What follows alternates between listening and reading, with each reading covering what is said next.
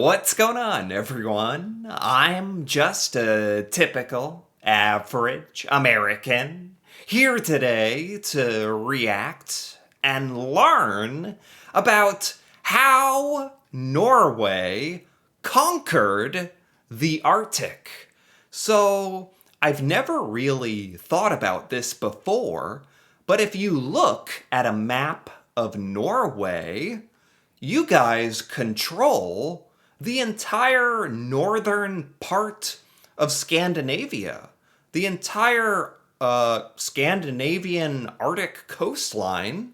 You guys have all of it. If you look at Sweden, it gets chopped off by Norway. If you look at Finland, it's trying to reach up towards towards the ocean, but it's cut off by Norway.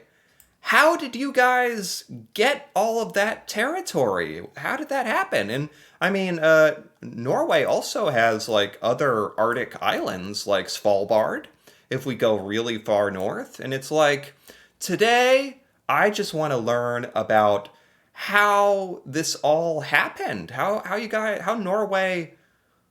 Norway is shaped the way it is, especially to the north. So I have a video here that says how Norway conquered the Arctic. Does that mean you guys had to like go to war over this? Or it uses the word conquered. So I want to know the history of Norway here. Let's take a look. It's September 1905, north of Alaska. Huh? An American ship sighted a small vessel emerging from the Canadian Arctic.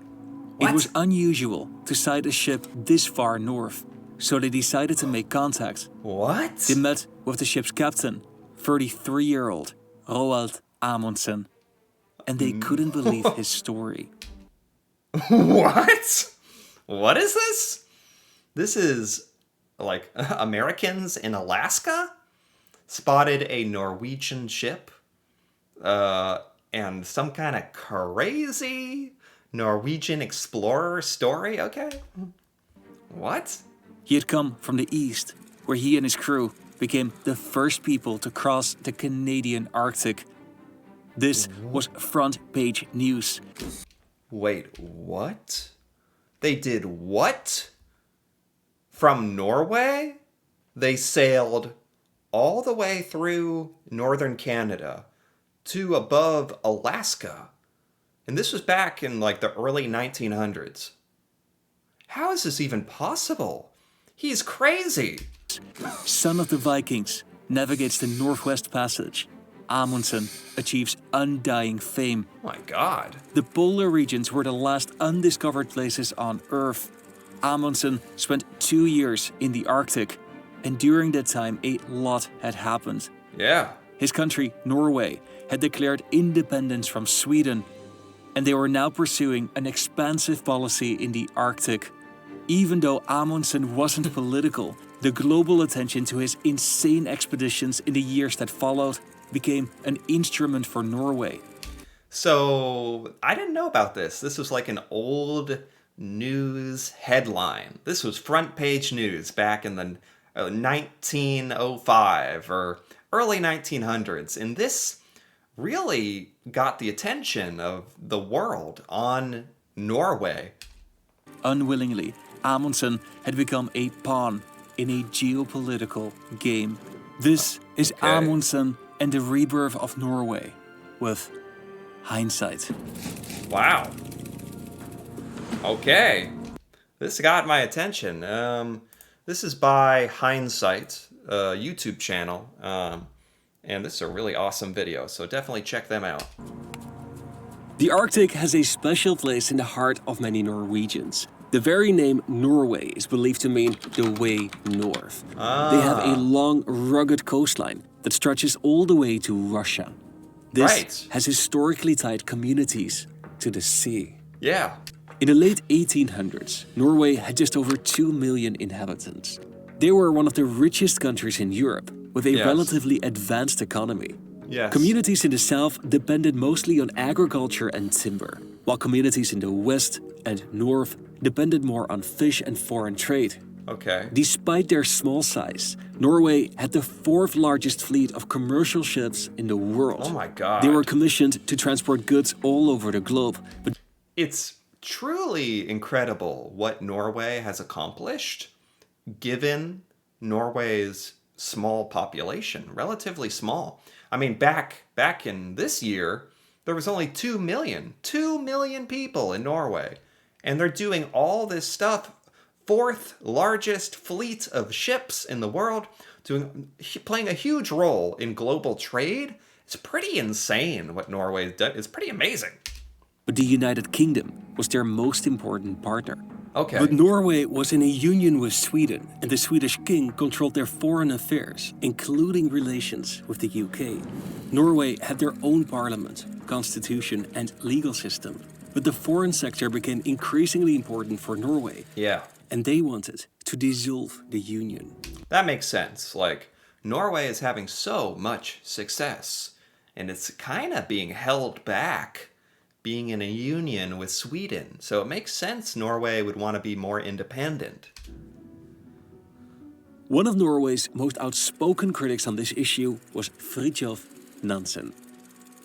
Nansen had made a name for himself a few years earlier when he became the first person to cross the Greenland ice cap. Wow. This had been attempted before by some of the world's most famous explorers, but all had failed. Oh my God. Nansen, then only 28 years old, had a bold approach. He started on Greenland's east coast, where at that time there were no human settlements. This meant that if anything went wrong, it would be impossible to retreat. They were either going to be successful or die. Are Norwegians crazy? Are you guys crazy?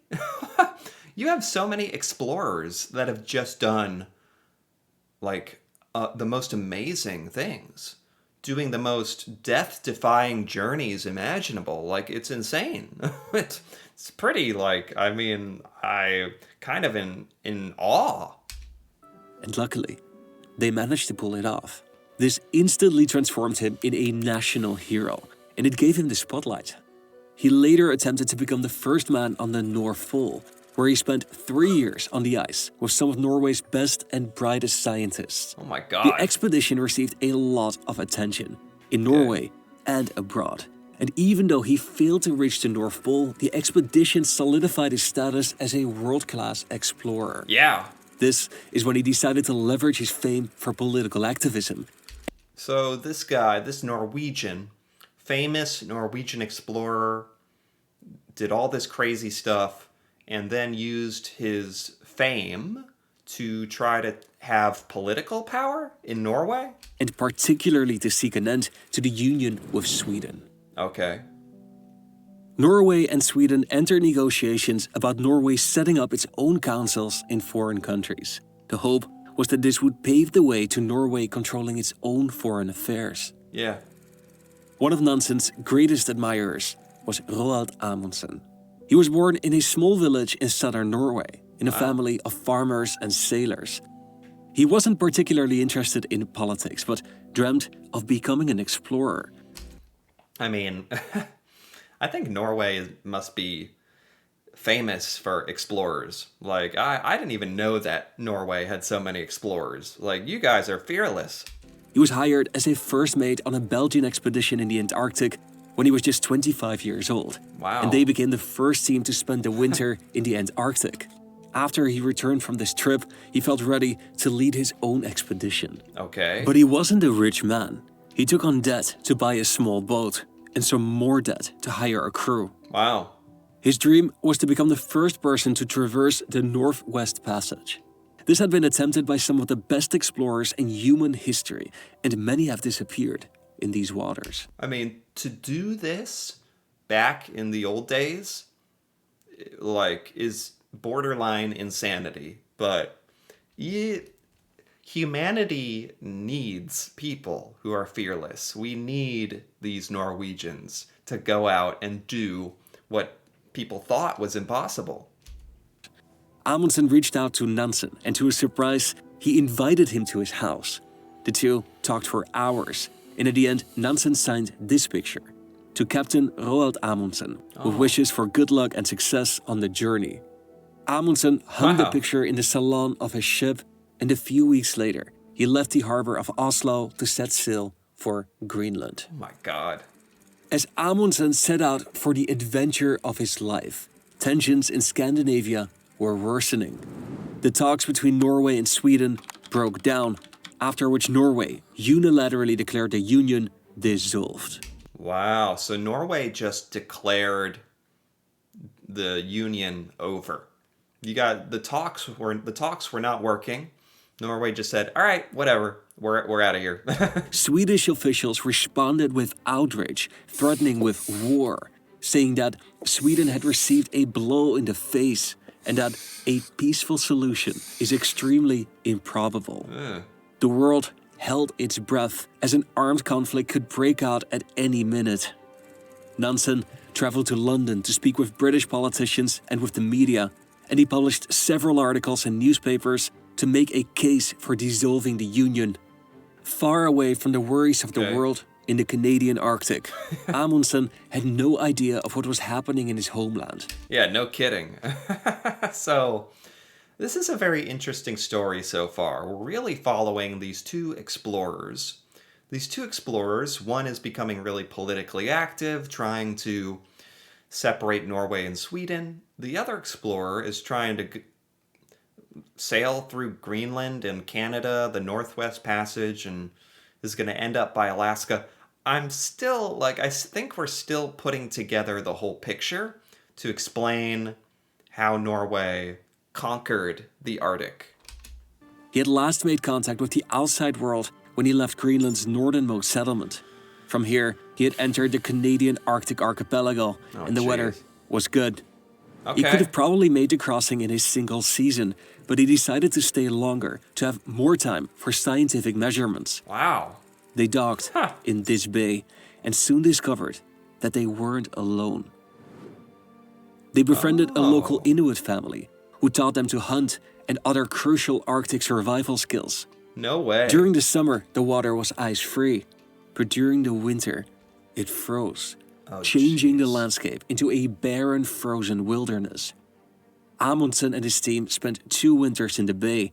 They located the magnetic North Pole before finally continuing their trip.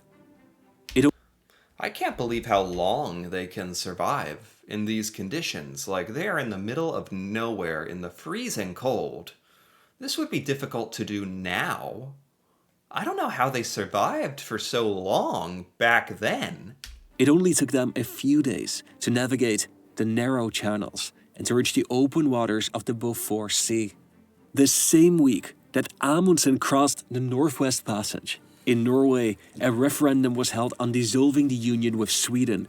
And 99.5% of Norwegians voted in favor. Okay. This was the start of the end of the crisis. Yeah. Norwegian and Swedish diplomats negotiated the terms of an agreement, and the Scandinavian crisis believed to be ended. Okay. Norway and Sweden peacefully dissolved the union. Okay, good. This was a momentous political turning point for Norway, right when Amundsen captured the global spotlights. He reached a telegram station in northern Alaska and shared the news of his success. It was published on the front page of the New York Times. So, they did not explain why Norway has so much of this northern territory above Sweden. But when Norway and Sweden dissolved and the union was over, Norway got all of this territory by the coast in the north. I don't know if they're going to explain all that. Son of the Vikings navigates the Northwest Passage. Amundsen achieves undying fame. He was instantly famous, now standing on similar footing as Shackleton and Peary. Together, they were the 3 polar stars. Wow. Amundsen wasn't particularly interested in politics, but politics was interested in him. Norway was now seeking to define their role in the world and who they are as a people. It's interesting, like, back in these days, if you were a famous explorer, you could become really famous and, like, politically active. It's like, nowadays, who becomes a politician, like a lawyer, or people go to school for political science. This is just like badass Norwegian explorers becoming politicians. Polar heroes like Nansen became examples of the abilities and the ideals of the Norwegian people, and Yeah. Amundsen was the new kid on the block. Yeah. He was riding on a wave of nationalist sentiment in a time that the Arctic became of increasingly geopolitical importance. Okay. Why is the Arctic so important? That's a question I have. Why is the Arctic territory so important? It's cold, it's empty. What is there? The world was heading towards World War I. It is the dawn of aviation, and technology was now rapidly developing. In 1911, Amundsen beat Captain Robert F. Scott in the race to be the first person on the South Pole. He had made history again, God. Oh and he my continued by announcing his plans to also become the first person on the North Pole. Oh my God. This man, this Norwegian deserves his own video. This guy is insane. But this would prove much more difficult than he had imagined. Amundsen wanted to follow a similar strategy as his childhood hero, Fridtjof Nansen, when he tried to reach the North Pole a few decades earlier. Nansen's theory was that the currents in the Arctic move from east to west. His plan was to sail to the new Siberian islands and to enter the ice sheet, to drift with the ice over the North Pole. If necessary, he would walk the last bit. Hold on. What is his plan? Wait, what? The new Siberian Wait, what? the North Pole a few decades earlier. Nansen's theory was that the currents in the Arctic move from east to west. His plan was to sail to the new Siberian islands and to enter the ice sheet, to drift with the ice over the North Pole. Okay. I still just can't believe people used to do this stuff back. Explorers just did this stuff. If necessary, he would walk the last bit. Okay. Amundsen and his team, now in the spotlights of the global news outlets, began prepping for the adventure. Okay. In 1918, they set sail. While Amundsen and his team once again disappeared off the radar, Norway was pushing its expansive policies in the Arctic. So, I'm starting to understand the title of this video, How Norway Conquered the Arctic. It's really because Norway has had so many explorers go out and explore all of the Arctic areas of the world that no one else had done before. Norway was the first to do it, all these Norwegian explorers. And that's kind of how they first conquered all these Arctic areas. The large Spitsbergen archipelago was disputed and claimed by several countries. They are centrally located in a strategic position to project power in the Arctic. Norway and Russia were operating coal mines on the islands, and many neighboring countries had historical ties to the archipelago. But in 1920, Norway successfully managed to claim sovereignty. Yeah. Russia was still badly wounded after the revolution of 1917, and Sweden had lost influence for its support of Germany during World War I. So this is Spitsbergen. This is Svalbard, right? We're talking about Svalbard, which somehow Norway got. This made the conditions favorable for Norway, but they could also demonstrate their historical and their modern ties to the archipelago. After its inclusion in the Kingdom of Norway, the archipelago was renamed Svalbard, Yes, and they okay. annexed this island off the coast of Greenland shortly thereafter. Okay, I think I'm gonna stop here for now. I didn't even realize how long this is taking. This is a very long video.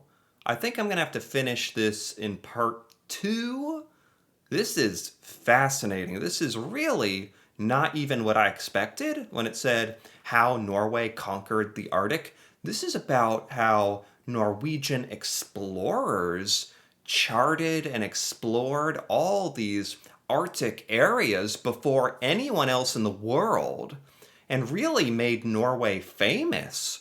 While at the same time, Norway was going through some huge changes, leaving the Sweden union with Sweden and getting Svalbard and all the.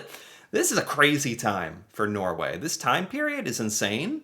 I had no idea about any of this, and it's really been cool to learn about.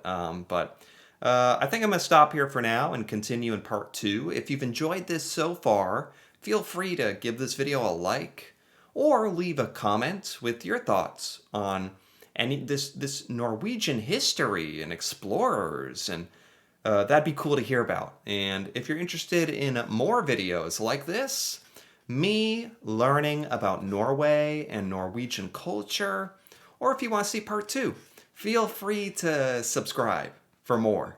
And until then, thanks for watching, and see you next time.